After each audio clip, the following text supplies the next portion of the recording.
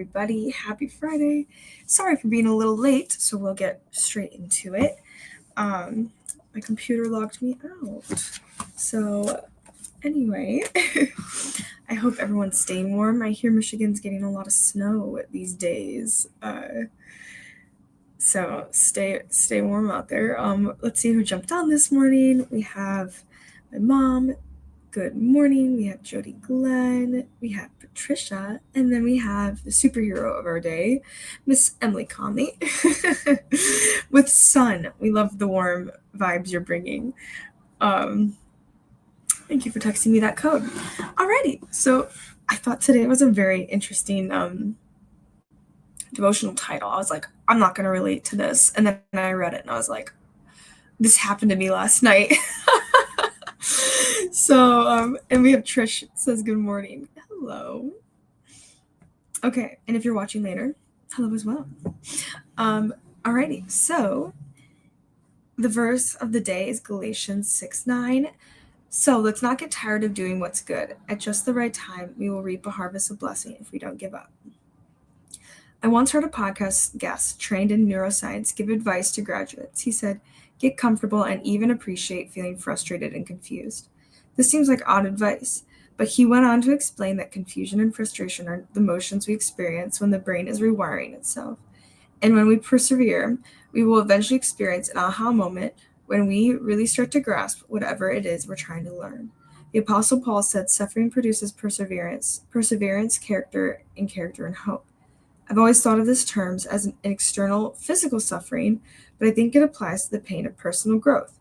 And when we have a confusing or frustrating day, when we don't make as much progress as we hoped, when we feel inadequate for what we're trying to do, and when we can't quite seem to understand, when nothing really goes as planned, we can see it as a sign of a failure, but not a sign of failure, but moving forward.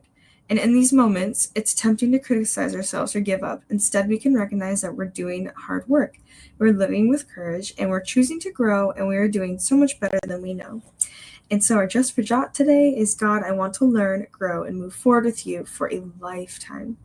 And so what's a time that you experienced confusion and frustration that eventually led to learning and growth?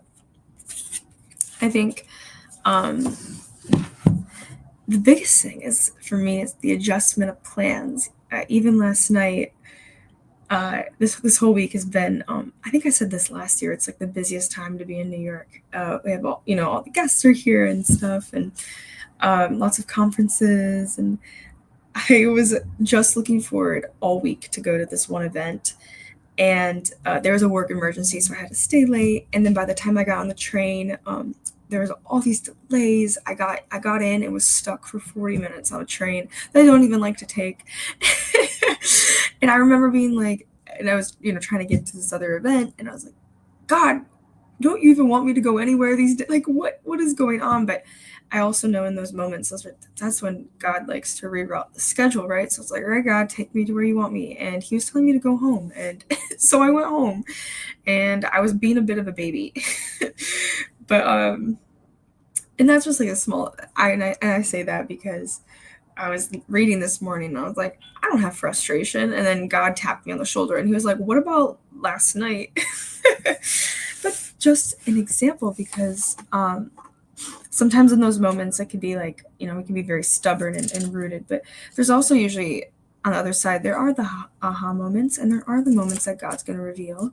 And so you just never know, and you have to trust him. And you really can't have an aha moment without God. So remember that.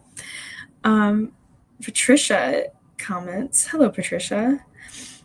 Dealing with snow, ice, cold, winter. I always thought, like, maybe we should all just get, like, cross-country skis, and then we can just travel around town. No one needs a car. We bundle up. Get a few, like, husky sleigh dogs. That could also be nice.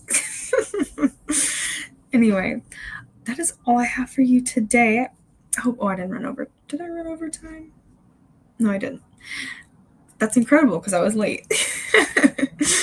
But I hope you stay warm this weekend and take it easy, take some rest, and I will see you next week.